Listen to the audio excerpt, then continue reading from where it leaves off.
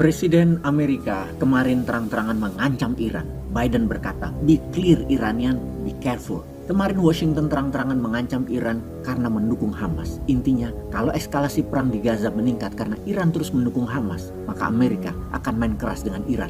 Bagi Amerika, Hamas adalah proksi Iran. Bagi dunia, Israel adalah proksi Amerika. Maka ketika Israel dengan Hamas, maka Amerika dengan Iran. Untuk itu Amerika mengirimkan kapal induk terbesar mereka. 2 kapal induk tercanggih dan terlengkap Amerika dikirim ke Timur Tengah. USS Gerald Ford telah lebih dulu berangkat dan berada di Laut Mediterania sebagai strike force serangan udara. Kemudian segera menyusul USS Dwight Eisenhower yang berangkat dari Virginia yang akan tiba minggu depan dengan tujuan Iran. Erdogan dari Turki memprotes keras kedatangan kekuatan Angkatan Laut Amerika tersebut karena akan membawa ke arah perang yang lebih besar. Namun bagi Amerika tetap dengan tujuannya. Iranian, be careful. Hati-hati kamu Iran. Biden yang memanggil atau menyebut Netanyahu dengan nama kecilnya Bibi, keduanya sudah saling mengenal satu sama lain lebih dari 40 tahun. Keduanya sudah satu tujuan sejak lama. Untuk permintaan Israel akan bantuan ke Amerika, hanya perlu 24 jam langsung dikirim bantuan tersebut. Mesin perang Amerika langsung tancap gaspol, proyek tentunya. Bahkan Menteri Luar Negeri Amerika Blinken langsung berada di Israel dengan dasar 22 warga Amerika terbunuh di Israel oleh Hamas. Kemudian Blinken juga menjelaskan ancaman Amerika sekali lagi. Jangan pernah ada negara lain yang mencoba mengancam Amerika dan menyerang Israel.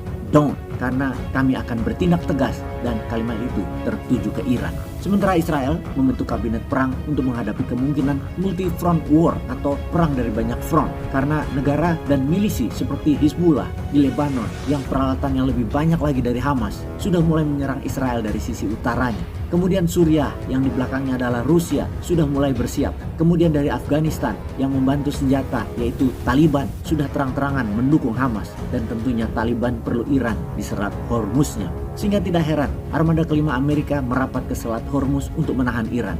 Dulu ada Saudi yang Amerika bisa pakai. Tetapi MBS, Muhammad bin Salman sudah beda sekarang. Tidak bisa dikendalikan lagi oleh Amerika. Juga Qatar tidak bisa didikte karena Qatar membela Hamas terang-terangan. Lalu kenapa Iran? Iran adalah negara paling menendam dengan Israel dan Amerika. Beberapa bulan lalu, Bosman sudah mengabarkan bahwa Iran sudah latihan perang dan akan menyerbu Israel. Tentunya banyak yang pesimis dengan mengatakan tidak mungkin karena selain jauh juga tidak ada kekuatan Iran untuk bisa menandingi Israel. Namun siapa yang nyangka Iran pakai proksi Hamas? Sekali lagi, mengapa Iran diancam Amerika sebagai biang keladi yang menantang Amerika? Karena Iran memang bertindak. Iran memang bersumpah akan membalas ke Israel dan Amerika karena Mossad membunuh ilmuwan nuklir Iran di Iran dan membunuh Qasem Soleimani, pemimpin garda revolusi Iran dengan drone di bandara Baghdad, Irak. Kita fokuskan ke Amerika yang mengirimkan 2 armada terbesarnya. Kita ingatkan, ketika kapal induk atau flight carrier itu jalan, maka bukan hanya 1 kapal yang jalan, namun 100 pesawat tempur jet dan 30 kapal frigat dan sejenisnya mengelilingi dan mengikuti kapal induk tersebut. Kekuatannya 2 armada yang sekarang ke Israel dan Selat Hormuz sama dengan setengah armada laut Inggris atau 20 kali kekuatan armada laut Indonesia. Di sisi Hamas sekarang, Hamas diceritakan sebagai pembunuh brutal oleh pihak barat sehingga pemerintahan dunia mengesankan Hamas itu sadis. Dan ada yang menarik, kalimatnya adalah Hamas itu seperti ISIS atau mereka mengatakan ISIS level savagery, selevel dengan kekejaman ISIS. ISIS di Suriah dan Irak memang kejam, namun ISIS adalah buatan Israel, buatan Amerika dan Inggris, diciptakan untuk melindungi Israel sebagai Hornet Nest strategi. Dan apa itu Hornet Nest strategi? Hornet Nest strategi adalah cerita panjang. Kita jelaskan, keberagaman aliran pada Islam sejak ratusan tahun mulai dimanfaatkan oleh para lawan-lawannya. Apalagi setelah mulai meruncingnya perbedaan kelompok Sunni dan Syiah serta beberapa aliran lainnya yang semakin banyak. Bagi Zionis, hal ini justru menjadi kartu as agar dapat mengadu domba di antara mereka. Maka Grand Design pun diciptakan. Bagaimana caranya? Pertama, Zionis memunculkan faham-faham Islam garis keras lalu menciptakan ideologi ditanam di benak orang-orang yang mereka target agar bias atas nama agama. Di CIA ada 18 doktor agama ilmu Islam yang bisa membuat doktrin baru yang keras, kasar, kejam, pelan namun pasti. Ajaran itu ditekuk, dipelintir, digeser, disalahartikan, lalu merekrut pengikut agar bergaris keras. Kemudian ratusan bahkan ribuan orang yang memiliki naluri satu spesies ini pun menjadi alat Zionis. Disitulah Hornet Nest atau strategi sarang lebah Hornet lalu mulai dimainkan. Strategi yang bertujuan untuk membawa semua ekstremis-ekstremis utama dunia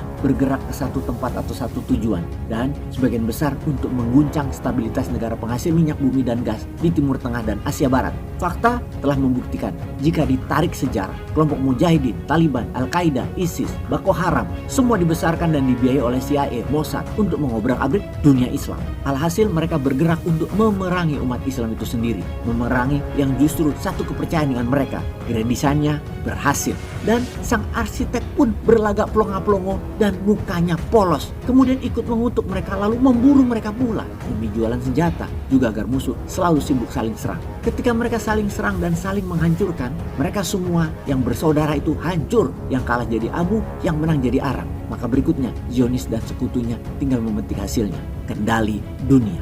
Ada yang menarik, sekarang semua berbalik, semua sadar di Timur Tengah. Mereka yang terpecah menjadi banyak negara dan wilayah selalu diadu domba karena kaya minyak bumi dan sumber energi dunia dipecah pakai dalil agama, tersadar ke depan dunia serba baru, keseimbangan baru, New World Order baru.